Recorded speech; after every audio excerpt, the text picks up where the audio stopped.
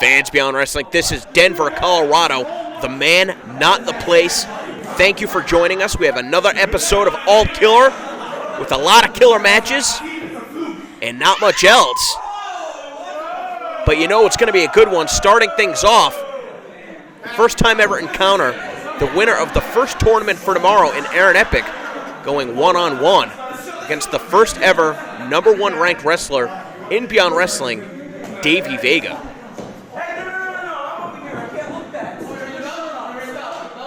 Honestly, I do not anticipate too much of a contrast in styles. Both of these competitors are not only skilled strikers, but can get it done on the mat.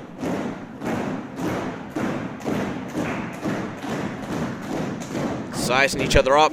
And Aaron Epic the first to implement a hold with that top wrist lock, as Davey Vega is quick to find a counter.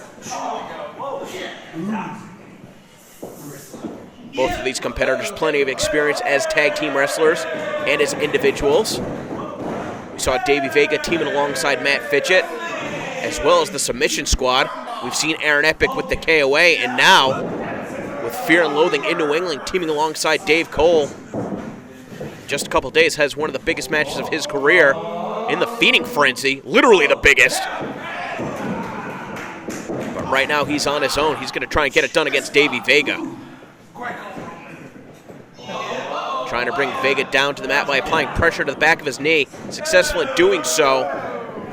And while holding onto his wrist, getting separation so that Vega could not find a counter. Now with just one arm, bending Vega's arm. Vega trying to find a counter.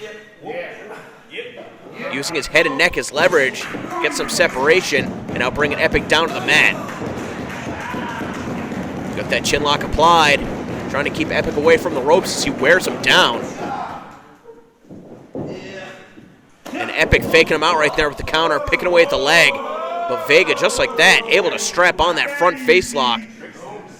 Able to continue maintaining control of his opponent.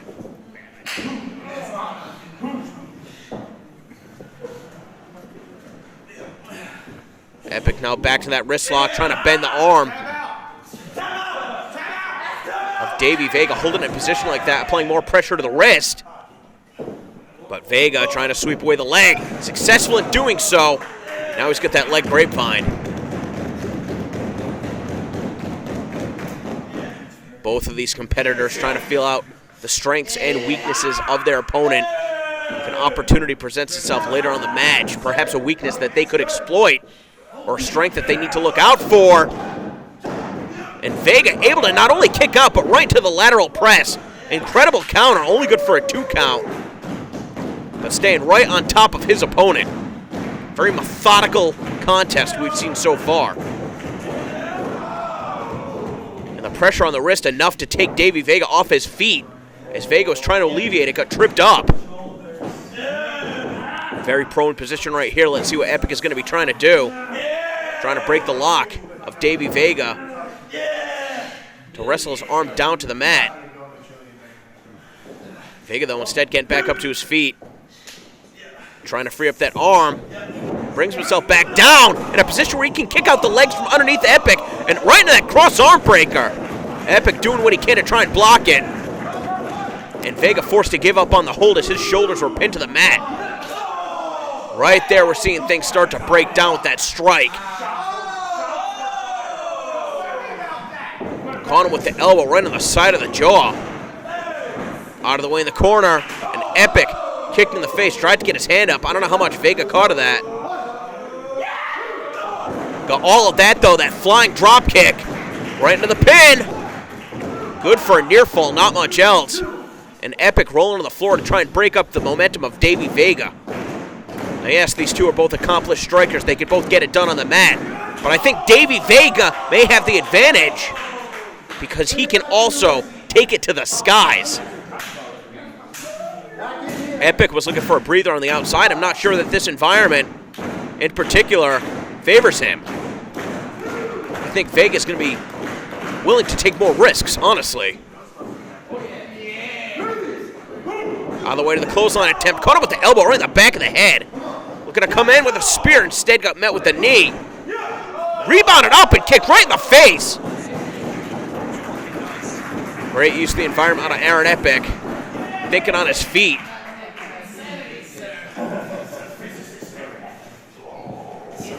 Still trying to shake the cobwebs, though. Vega favoring his face, and Epic's got something else in mind. Picking him up just to knock him back down. It's hard to connect with one of those knockout strikes when your opponent is down on the mat. But now Epic changing up his strategy. Instead of bringing Vega back up to his feet, he's going to try and pick him apart while he's got him on the ground. Really trying to apply pressure on that neck and that shoulder. Just kicking away at the arm. Vega doing what he can to prevent himself being put in the same position, but Epic just fighting tooth and nail. Now he's got the knee buried right in the shoulder blade. It's going to be a very uncomfortable predicament for Davey Vega. Rolls him over to his stomach, now applying more pressure. That Fujiwara armbar. But Vega able to get his foot to the rope. Epic's going to be forced to break the hold. And not wasting any time in doing so, showing respect for his opponent. Vega over by the ropes, did not want to let go.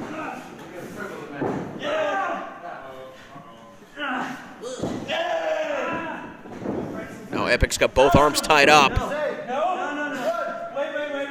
And it looks now he's going to be targeting the right arm while he's able to subdue the left. That weakened left arm is no good here. Now Epic's doing damage to the right shoulder. Trying to hyperextend that elbow.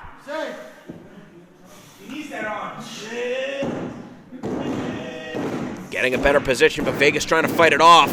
Oh, and Vega caught him with the elbow. Epic was looking to grab a hold of the arm once again, got caught with the elbow to the side of the head. Vega really rocked him right there. Epic comes charging in, takes him down. Almost turned him inside out with that clothesline. 1, 2. Only good for a 2 count.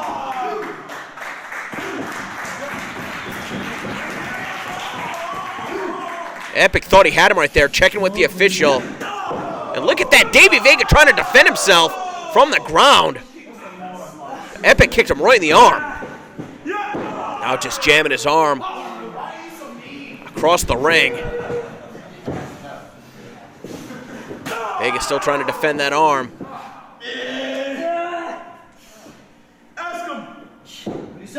Now Epic with that key lock applied. Vega, instead of looking for the counters, trying to scoot over to the ropes. And able to do so. Epic not quick enough to re-strategize, forced to break the hold.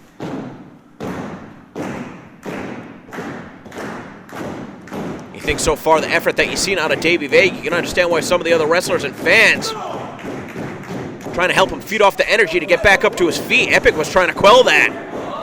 And that's exactly what happened right there. Vega picking up the pace. If his arms aren't working, his legs certainly are. The head scissors, a series of kicks. And now trying to fight as best as he can with the right arm. Caught him with the left as well, though. Epic charging in, misses with the clothesline. Instead, he's getting tied up. Backslide City. Able to kick out, but take it down with a discus lariat.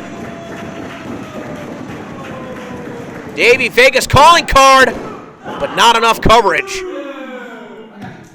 Able to press his body across the chest to Aaron Epic, could not hook the leg. And as a result, this match will continue as Vega continues to favor that left arm. Epic over by the ropes trying to pull himself up. Vega comes charging in, gets shot right down to the mat. And that Hurricane Rana, this time counter with the power bomb. The impact in the pin still not enough. As Epic gets closer and closer winning this match. The impact not only in the back of the head, the neck, the back, but the damage done to the shoulders too. Weakening that shoulder is going to make that much more difficult to roll it off the mat to kick out. Epic charging in this time, connects with a forearm. Vega, though, might have been playing possum, able to eat the blow and dish out one of his own. He's all sorts of fired up. And a second big kick in the corner. Sidesteps Aaron Epic, and now one to the back of the head. Perhaps just a glancing blow. Got him with the German suplex, couldn't hold on. And Vega's still not done. Trying to scale that top rope. Perhaps looking for a frog splash, and he caught him with it. 1, 2. Epic kicks out. I thought that frog splash was going to be enough to put him away.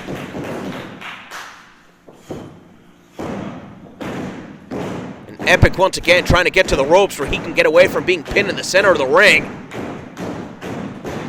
Checking to see if he's bleeding. And Davey Vega trying to find his second win.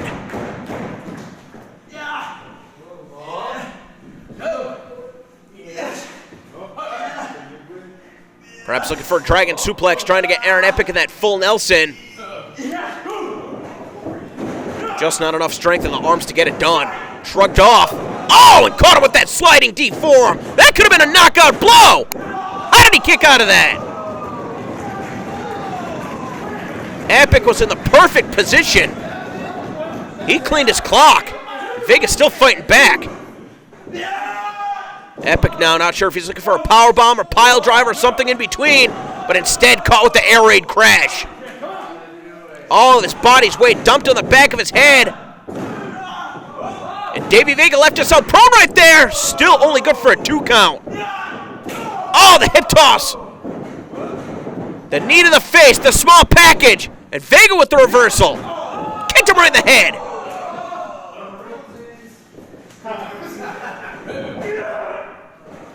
Oh, caught him with the suplex under the backbreaker. He got to knock the wind out of him. That's exactly what happened right there.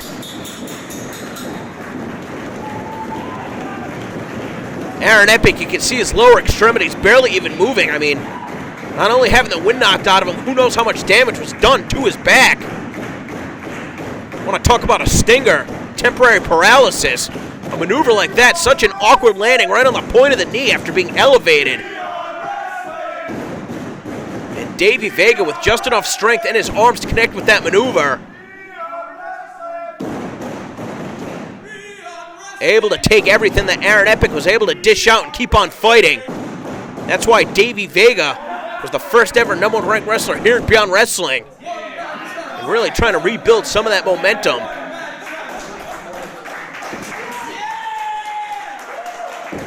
Not only as he continues to build his career in the Midwest, but everything else that he may be looking to accomplish here in Beyond Wrestling. One of the first ever competitors in Beyond Wrestling. At the pilot taping, competing at Bosses and Busters, and now victorious here tonight. An all-killer. Looking to extend his hand, and there we see that sign of sportsmanship. Today, Davey Vega was the better man, and Aaron Epic's really going to have to pull it together, especially alongside his partner, Dave Cole. Fear and Loathing in New England has a big match coming up later this weekend.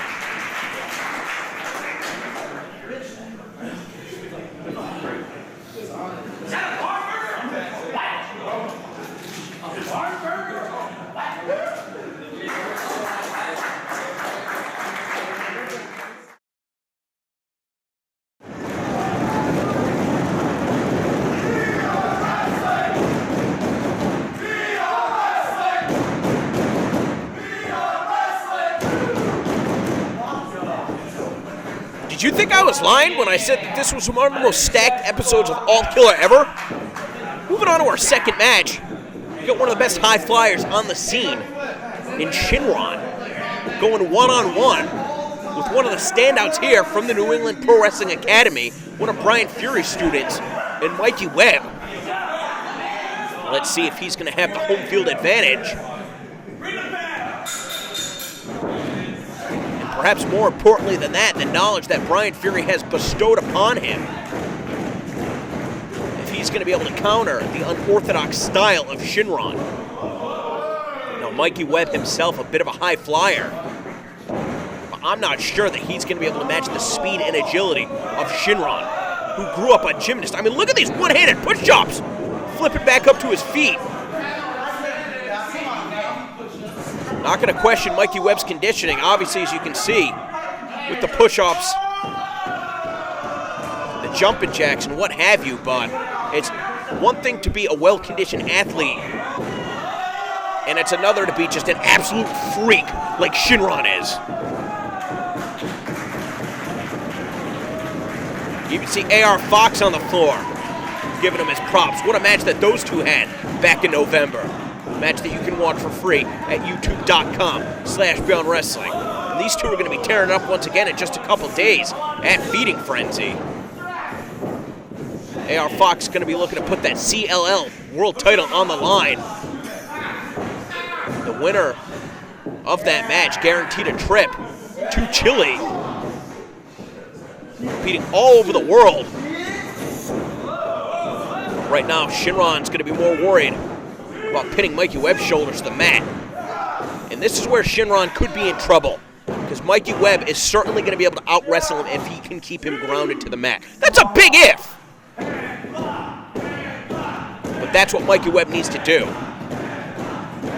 It's hard going up against a competitor like Shynron. It's hard to win over the fans and also be successful. I mean, look at that counter right there.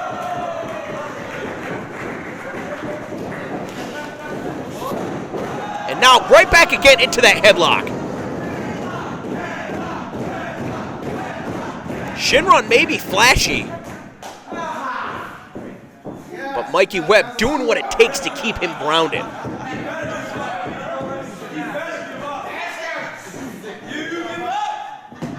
Shynron trying to fight back up to his feet. And just the core strength of Shynron is something that cannot even be described. Again, a flashy counter, but this time Mikey Webb learning from his mistakes, able to sidestep Shynron, and now he's going to be looking to project him into that corner. Shynron, though, flying with that cross body. Mikey Webb able to take him down. Shynron over to the ropes. Shynron was looking at that flying body press. Instead, take it down with a slam. Not wasting any time getting over to the ropes, though. That's one thing about that high-risk offense. Sometimes it can backfire. That time, Shynron the first to strike. Going up to those ropes once again. He's got tunnel vision. And again, Mikey Webb with the counter.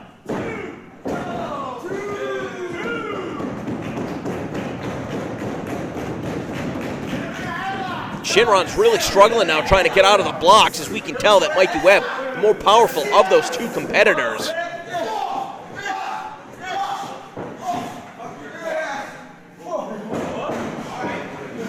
Shynron finding himself where he's most comfortable, right in that top turnbuckle.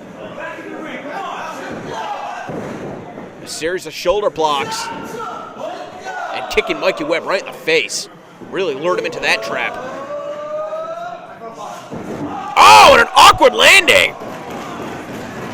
Somewhere between an ace crusher and a neck breaker. Either way, grabbing his opponent by the head and then driving him down to the hardest part of the ring before falling on the concrete.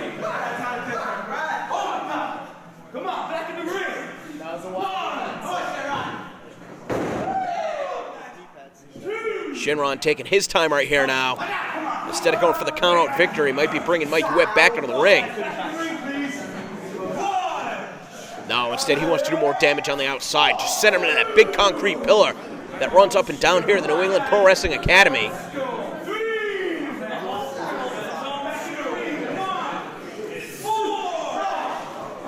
Webb caught him off guard right there with that forearm, trying to build some momentum. Kick right to the solar plexus, stops him in his tracks. Look at that corkscrew plancha from Shynron. A maneuver you typically see to an opponent out of the ring because he got the distance from the top rope to the floor. But Shynron can move his bodies in ways that no other competitor can. And coming down with even more momentum on that splash, continuing to wear down Mikey Webb. Now looking for a potential submission predicament. Shynron trying to pull out some new tricks. And not only does he have the arm and leg trapped, but he's got that rear chinlock applied. Great way to wear down his opponent. Not sure how successful he's going to be in picking up the victory. Shoulders are down to the mat. And now trying to pull him over with that crucifix.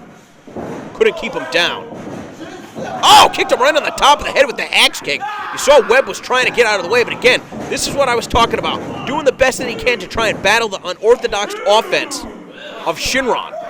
Good luck, pal.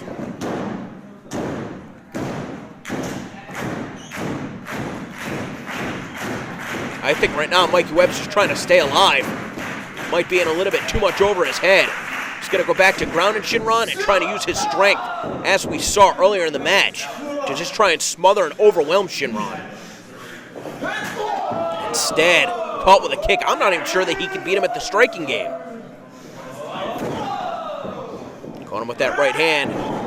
Another well-placed boot to the midsection from Shynron. Look at this now, rebounding off the ropes. Able to counter the ace crusher, but Shynron flip it over and turn inside out with that clothesline.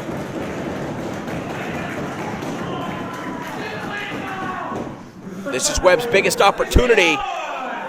Can he get over to his fallen opponent and make the cover?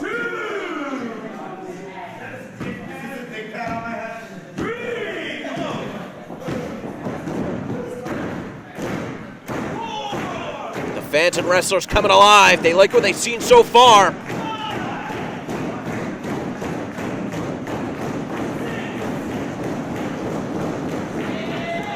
As the referee counting closer to that 10 count, both competitors back up. Now we're starting to see some of the explosive speed out of Mikey Webb. Picture perfect drop kick. Bob Holly, eat your heart out. And now caught Shynron off guard. That knee to the face. And taking him down with the leg drop. Shynron has had a history of neck injuries. Still able to kick out.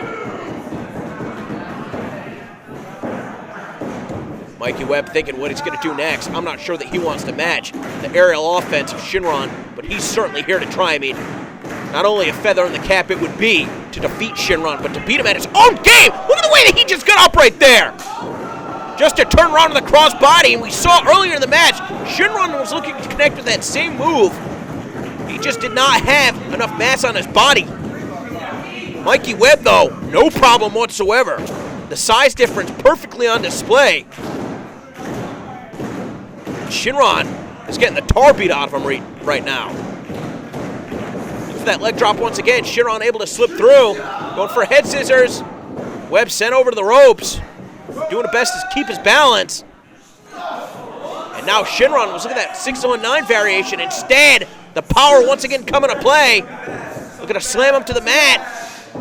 Instead, he's got him up on his shoulders. Maybe looking for a Death Valley driver. Shynron popping up on the shoulders, trying to fight off. Oh, spiking up with that Hurricane Rana, trying to hook the legs.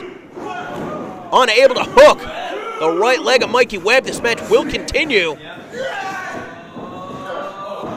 Mikey Webb trying to power him over. Oh, right into the bomb, just dropped him. Doing whatever it's going to take to pick up the victory. Matching the unorthodox offense, just dropped the back of his head on that top buckle.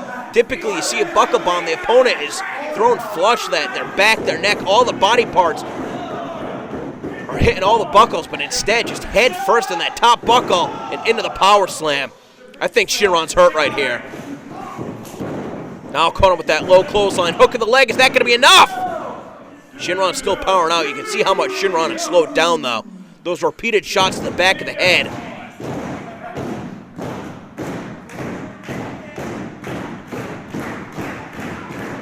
Webb's going to be thinking at this point, though, what else is it going to take? Perhaps looking for another crossbody. I don't know how he did that, though. Shynron popping right back up. And that drop kick. Webb got his leg caught. And I think that we might have a serious situation. Trying to prevent being knocked down to the floor by holding onto that rope. These two are laying it all on the line. And Shynron landed on his feet, rolling through, avoiding the impact on the floor. And Mikey Webb looking for the basement drop kick. Shynron's out of the way. And now the moonsault. You gotta be kidding me. This kid is fearless.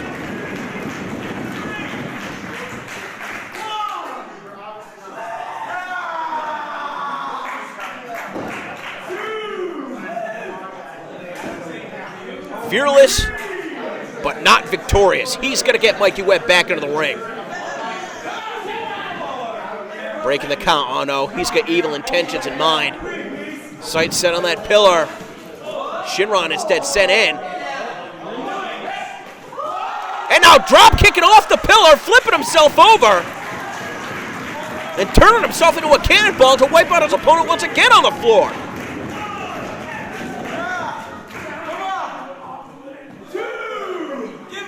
There is no spot in the New England Pro Wrestling Academy where you are safe from attacks from Shynron.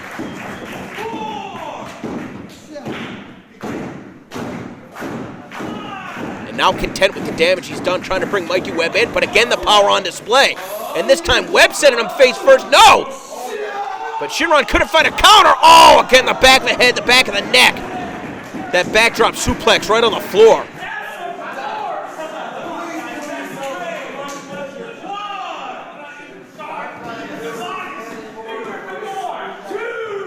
Mikey Webb's going to have a good 20, 25 pounds of muscle on Shynron. That has been the difference maker in this match. That is what has kept him alive.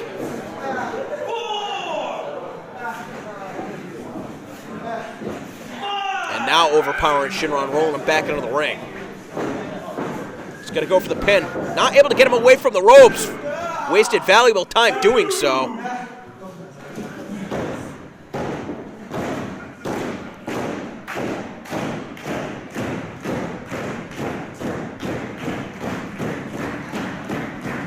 Mikey Webb, what's he got in mind right here? Perhaps looking for a body splash, maybe another crossbody. And again, Shynron flipping a position and took him down with the ace crusher off the top rope. Unable to get him away from the ropes, though. And just as we saw with Mikey Webb, he's going to pull him to the center of the ring. The shooting star press. The corkscrew splash. That's enough to put him away.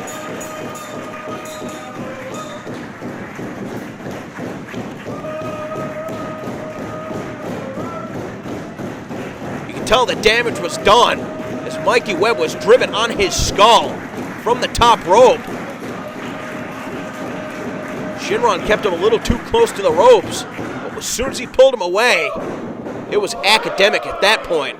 And Shynron once again impressing here in Beyond Wrestling. Tomorrow he's got Michael Elgin, and the day after that, AR Fox for the CLL title. Beyond Wrestling, where's that, baby?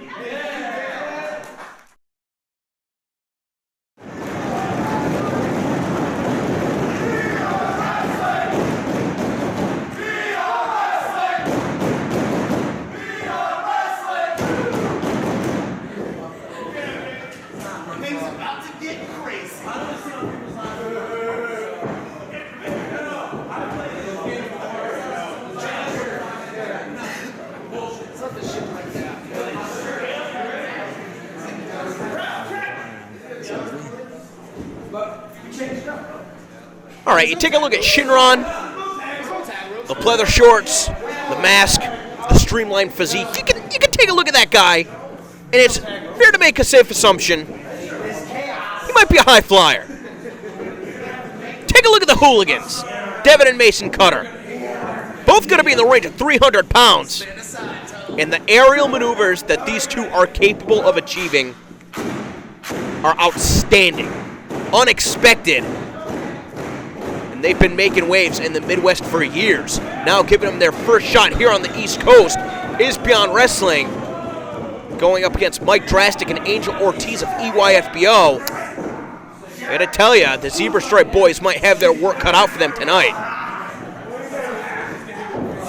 You know, the EYFBO likes to bring a whimsical disposition to their matches. They like to have a good time, and they like to see the other wrestlers and the fans having a good time as well. The Hooligans, not so much. They like to hurl their bodies at their opponents to do as much damage as they possibly can. And there we see Mason Cutter trying to go toe-to-toe with Mike Draztik.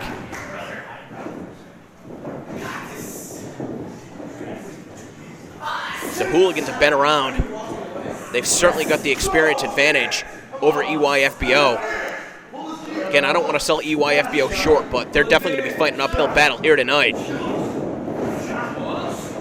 Trying to use the speed and agility as well as leverage to stay one step ahead of the Hooligans. Good move for that arm drag. Now keeping hold of that hand, locking up the knuckles as Mike Draztik.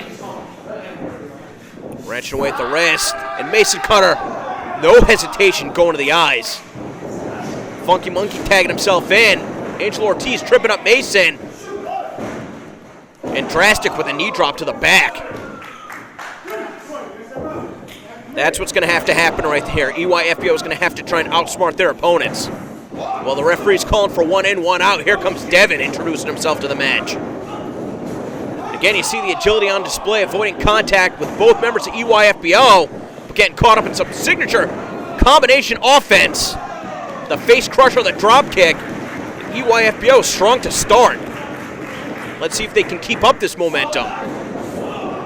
Double flapjack as Mason comes charging in, and he's met with 4 boots to the face as well.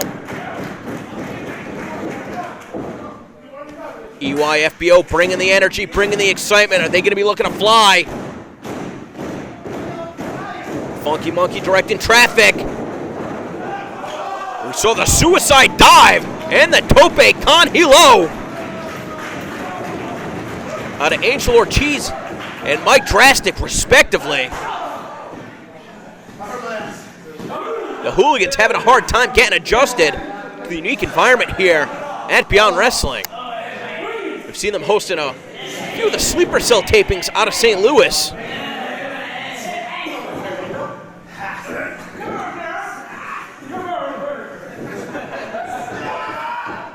But here in North Andover, Massachusetts, we've got the top competitors in Beyond Wrestling. Of course, Mike Draztik out for a number of months with an injury. Finally getting back into the swing of things with his partner, trying to make up for lost time.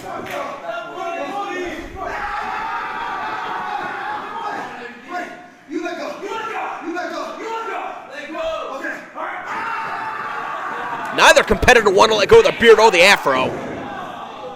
But Mason going right back to the eyes. Funky Monkey should have known better than that.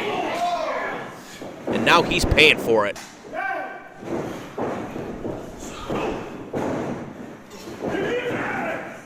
Devin Cutter just putting the boots to Angel Ortiz.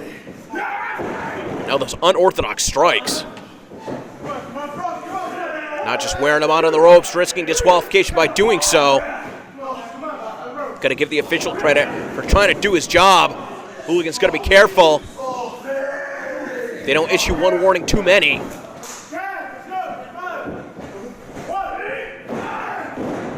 I'm sure these guys making the 20-hour ride out from the Midwest want to go back undefeated in competition.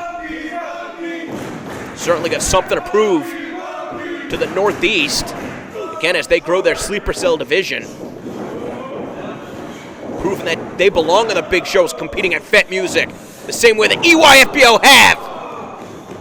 Funky Mikey might not be competing anywhere anymore. And here we go. Are we going to see some of that tandem offense? Oh my God, hurling a 300-pound man. That's the maneuver that Shynron used to put Mikey Webb away, and instead the Hooligans wasting time. And Draztik in there to break up the pin. That's like a boulder rolling down a mountain and squashing you. Buying Angel Ortiz the time that he needed to catch a breather, but how much can you recover from something like that? First the double stomp, then the body press. And it seems like the Hooligans are going to focus their strategy in trying to take away the wind from their opponent, making it hard for them to breathe. Attacking the chest, going after the windpipe when the referee isn't looking.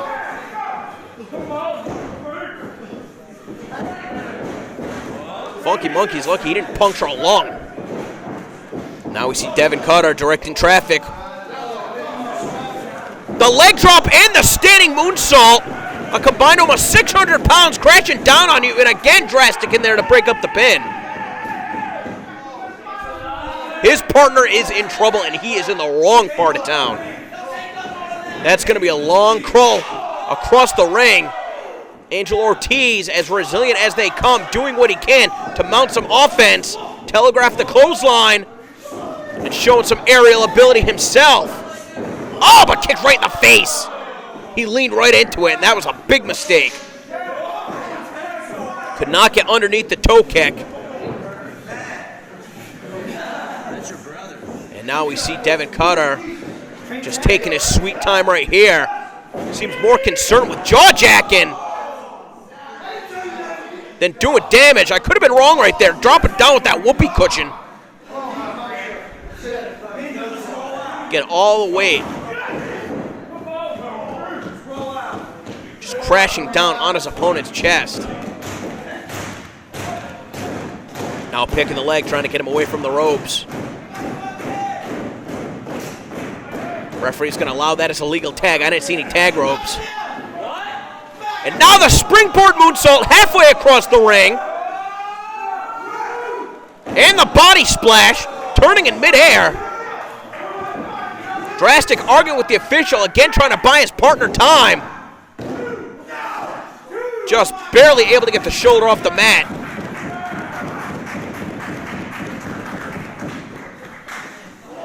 This match will continue, but how much damage has been done to EYFBO? More specifically, Angel Ortiz. If he can get the fresh Mike Draztik in the ring, the tide may be able to turn, but I don't like his chances right now. Springing off those ropes once again, able to take him over. The sunset flipped he had, his arms hooked. Having trouble getting back up to his feet. Look at this display of strength. Dumping Mason Cutter right on the top of his skull.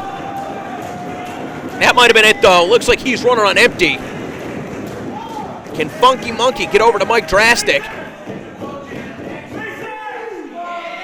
You hear Devin calling out to his brother.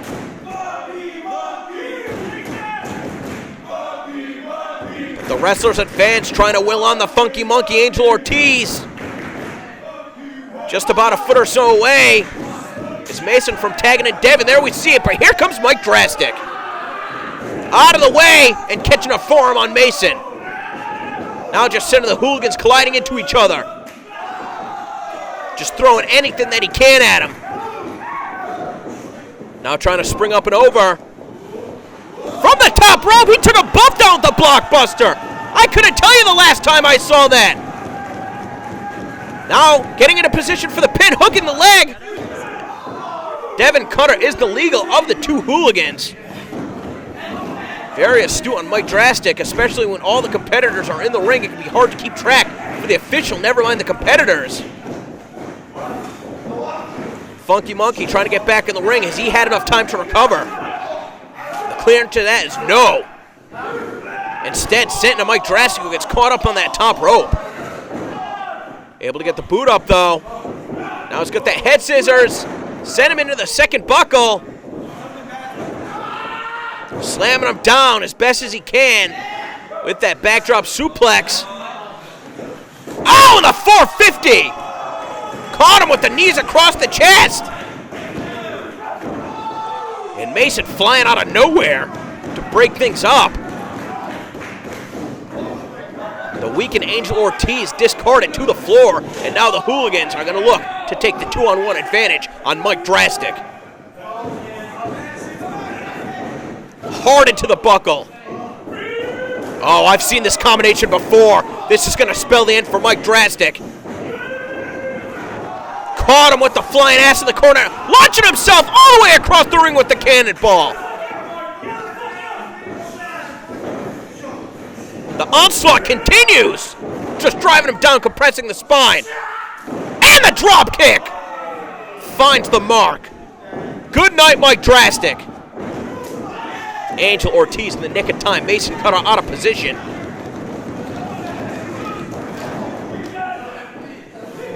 The Hooligans are beating the holy hell out of EYFBO. EYFBO keeps getting up. Able to use the momentum off the ropes. That blue thunderbomb could not keep him in position for the pin. I don't even know if he's the legal man.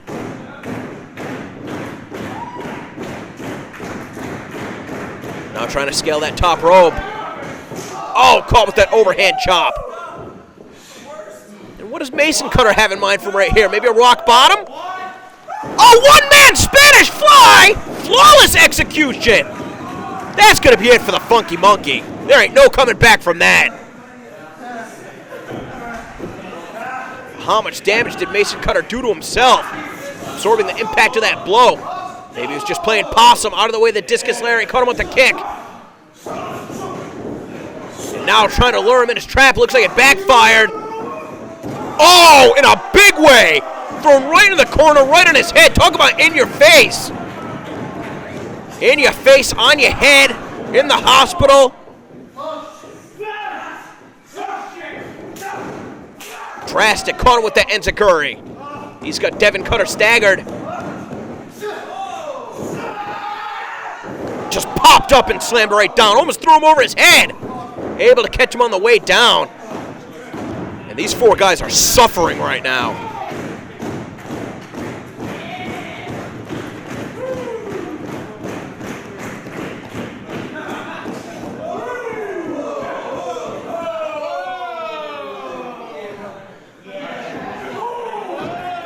The official applying the count.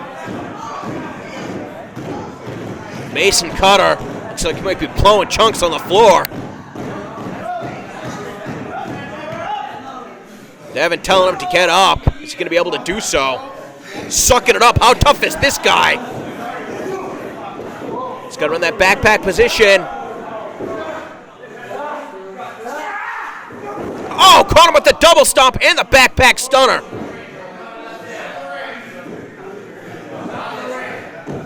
Floating over to the pin. He still kicks out. The look of disbelief on the Hooligans' face tells the entire story. You're going to think, too, these guys have been awake for almost 2 days straight. The fact that they're able to compete at this level is nothing short of amazing. Don't let the exterior fool you. All four of these guys are unbelievable athletes. And this is Angel Ortiz's time to shine. Big drop kick. Trying to kick it into the next gear.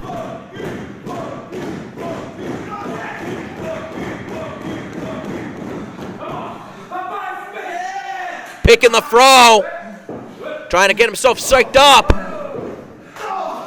Shot to the back. Now just rushing his opponent into the corner. Waiting for Draztik to get back up to his feet. That could have been a mistake. The double Irish whip. But Draztik lost his grip. Funky Monkey sent to the corner. Now with that waistlock applied, Mason's got a counter. Able to roll through. Oh, and as Draztik kicked out. Angel caught him on the way down and then launching him with that Canadian Destroyer. That's going to be it. EYFBO has this one. 1, 2. Oh, the clothesline to the back of the head. Neither of these teams have any quit in them whatsoever, and Funky Monkey again sent hard to the floor. Mason looks like he is seriously injured. And Devin doing what he can. Again, conducting traffic. Draztik as defiant as ever, trying to take it to both members of the Hooligans. Mason sent out of the way. Now he's got that wheelbarrow applied. And that's going to do it, spiking him down with that DDT. What an awkward angle to come down on your neck, especially just coming back from neck injury. And the Hooligans are able to pick up the victory. But man, there were a couple times it could have gone either way at that. With the Canadian Destroyer, the Spanish Fly, I mean, too many highlights to even name. Competitors this big should not be moving around the ring like that, but that is why the Hooligans have found success in professional wrestling, and they are looking to continue to build momentum here in Beyond Wrestling. Scheduled for 3 contests this weekend. Be interesting to see how they will fare against the juicy product at Feeding Frenzy. Tough loss for EYFBO. Mike Draztik and Angel Ortiz have nothing to be ashamed of. An excellent performance. But today they were just outmatched by the Hooligans.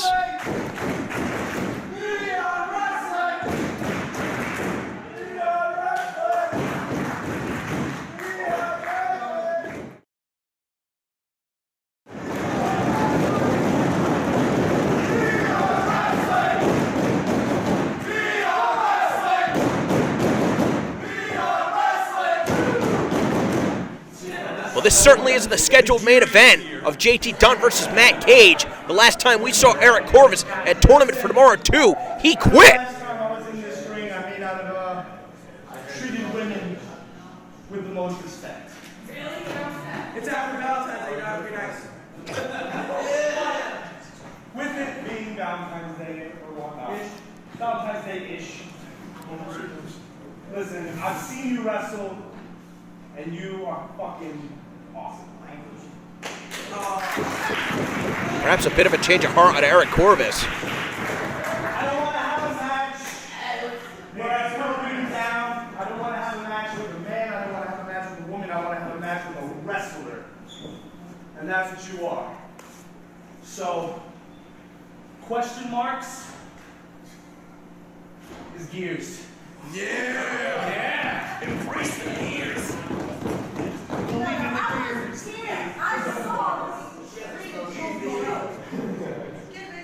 Did you not see the way he changed his world? He did. It was disgusting. It was despicable. Listen, don't make mistakes. We have to learn from them. All right? I've been going through a lot of stuff this past few months. I let my aggression get the better of me, and I disrespected a woman, and my mother raised a better man than that. Rude. Okay, you want to wrestle? Yes. You want to respect women? I do. All right. Then hit me. Oh, yeah. I'll give you the shot. Come on. Can we just lock up and start a No, match? no. We're equals. We are equals. I want you to hit me. Hit me. Hit me. Look, that's right. Look, that's right. Well, Hania's asking for it. Corvis was hoping to tie up. Listen. I'm trying to respect women. Trick. Come on. Whoop that woman. Whoop that woman. Bit of a more respectful chant from the fans and the wrestlers here at the New England Pro Wrestling Academy. I don't want to hit chicks. I want to wrestle. Let's lock up and let's see who the better person is. Yes. Let's see who's better person. Yes. Let's see who the better person is. Oh! Corvis had his opportunity, and Hania not wasting any time. She was sitting on the sidelines. The non-tournament action for Tournament for Tomorrow 2. Eric Corvis was extremely disrespectful in his match against Jules Malone, which you can watch on our YouTube channel. Please subscribe, obviously, youtube.com/beyondwrestling. Like I said, I respect you as a person. I'm not going to hit you lighter because you're a girl, all right? If you want me to hit you, I am going to hit you, and it's going to hurt. And I expect you to hit me back, all right? No cheap shots, no roundhouse kicks. You want me to hit you? I'll hit you. I bet you, right? Are you ready for that? Do it! Now let's see how tough Hania is. Who's trying to psych out who here? Corvis out of the way, the roundhouse kick. Yeah, he hit her. Caught her right with the knee.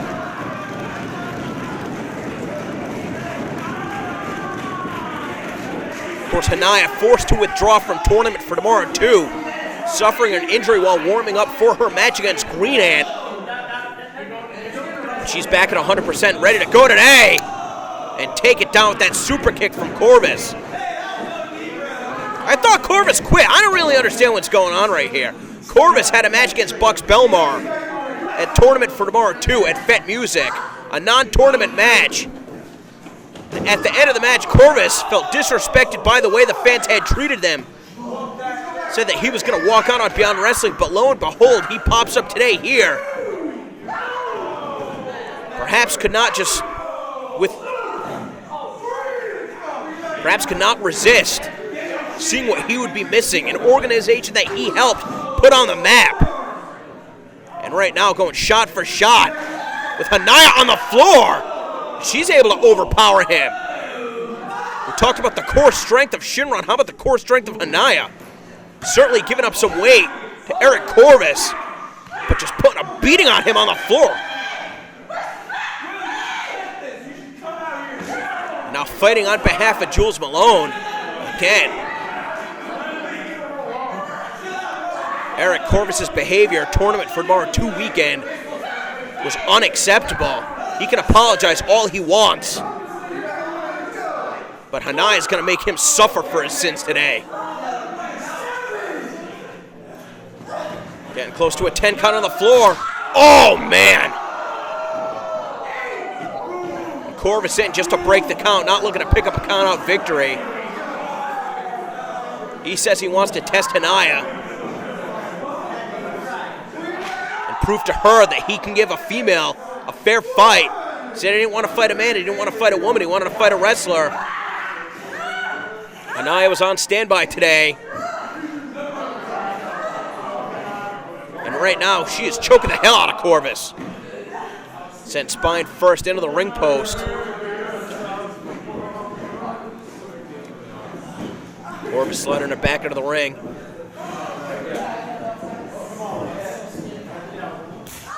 And just driving her back down with that clubbing blow. The meat of the forearm all the way across the shoulders.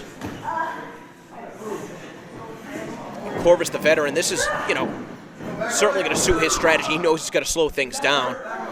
Hania is one of the premier high flyers on the scene. And although she's coming back from injury, she can still turn it up when she needs to. They're going to slip through the legs. Instead, Corvis had a counter. That counter was countered with a bulldog. Spiked on his head, leg is hooked. Corvis kicks out. The tenacity, the aggression out of Hania. Not letting up for a minute.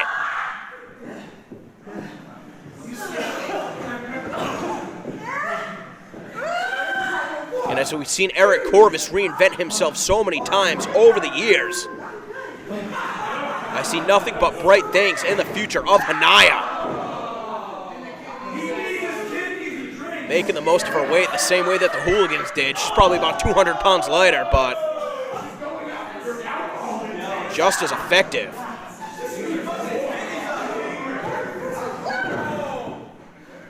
And going back to what brought you to the dance, obviously her high-flying attributes. Surprising to see how well Hania is doing with more strike-based offense. A pleasant surprise. Not for Corvis, though, I can tell you that. Lateral press did not hook the leg. And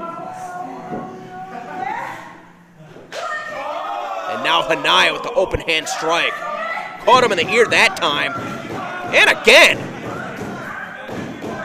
Hania not just fighting for herself, but all of the females that have competed here in Beyond Wrestling. We pride ourselves on how progressive our organization is. The behavior of Eric Corvis will not be tolerated, but with no governing body, it's up to the wrestlers to police themselves.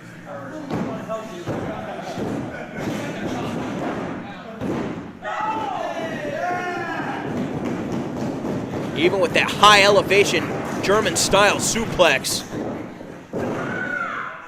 Hania's got too much on the line. Now Corvis turning up a variation of the Indian Deathlock. Now he's trying to capture the head. A variation of a submission I've seen a number of times. I've never seen him apply the hold like this. And now rolling her position for the pin. Forced to kick out, but still in the hold. Caught on the side of the face of the forearm. Eric Corvis is looking to inflict more damage from a different position. Gotta be careful, handful of hair. He's gonna be looking to elevate her up on that top turnbuckle. Perhaps gonna be looking for a suplex. Corvis might be taking too much time here, letting the moment sink in. And Hania firing shots. Corvis lost his footing. And able to pluck her out of midair, pop her up on the shoulders. Slipping through the back door, it's Hania. Out of the way of the clothesline. Oh, caught him with that spinning kick. Right in the chest. 1, 2. Just a second away from being victorious here at All Killer over Eric Corvis. Oh, the axe kick to the top of the head. Potential knockout blow. Does she have him beat? No. Unfortunately, Hania giving up so much size, making it difficult for her to really be effective with her pinning combinations. She's either really going to have to stack up Corvis or knock him completely out. Just looking for the axe kick once again. Right strategy, wrong time. Corvis bringing her down with the backbreaker, spinning her out, setting her up, and catching her with a knee. That was her face.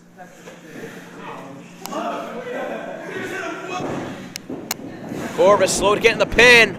And he's got no excuse. He could have hooked the leg. Instead, more concerned, turning his attention to the other wrestlers in the crowd. Still don't know what to make of this guy.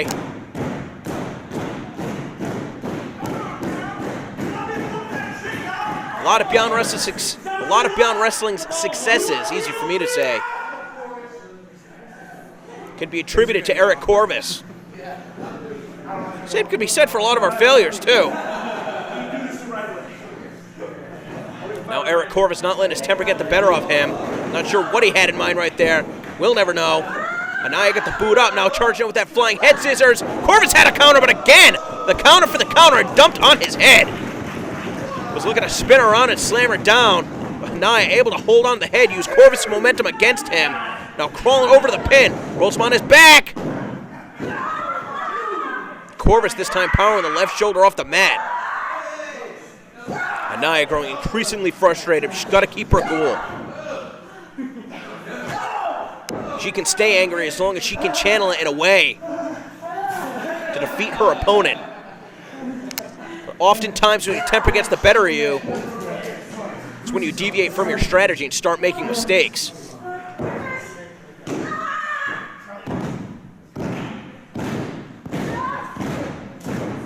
She had her opponent down, trying to bring him up to a vertical base. Caught with a kick to the midsection. Oh, the Trapper Keeper Breaker. Not only the impact across the knee, but you see the way that she landed on her head.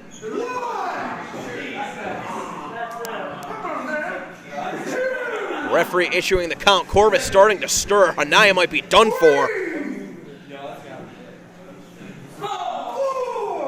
Able to roll her to position. The lateral press once again. And Hania able to get the leg on the rope. At least with the wherewithal, the instinct to know where she is in the ring. Holy shit. I dropped on her head twice.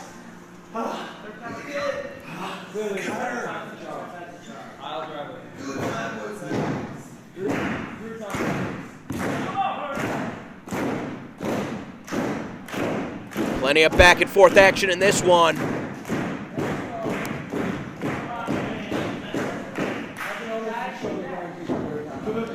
Now Corvis maybe looking for that Trapper Keeper bomb once again. Hania trying to free her arms. Simply can't match the strength of Corvis. Sent hard into the ropes.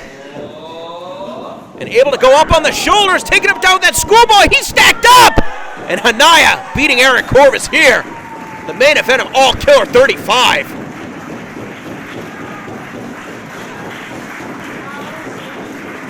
Corvis had tunnel vision. He was looking to trap the arms, trap the legs, keep her in a position before driving her down on the knee or her head. And instead, Hania was able to slip up and over, trapping the legs of Eric Corvis on the way down. I think that Hania has proved, not only for herself, but all the other female competitors on the Beyond Wrestling roster, that they can stand toe-to-toe. Especially somebody like Eric Corvis, who has been here from the start, just like we saw with Davey Vega earlier tonight. Corvis has done it all. And now extending his hand to Hania. Perhaps looking to build some goodwill. Make good on some of his past transgressions.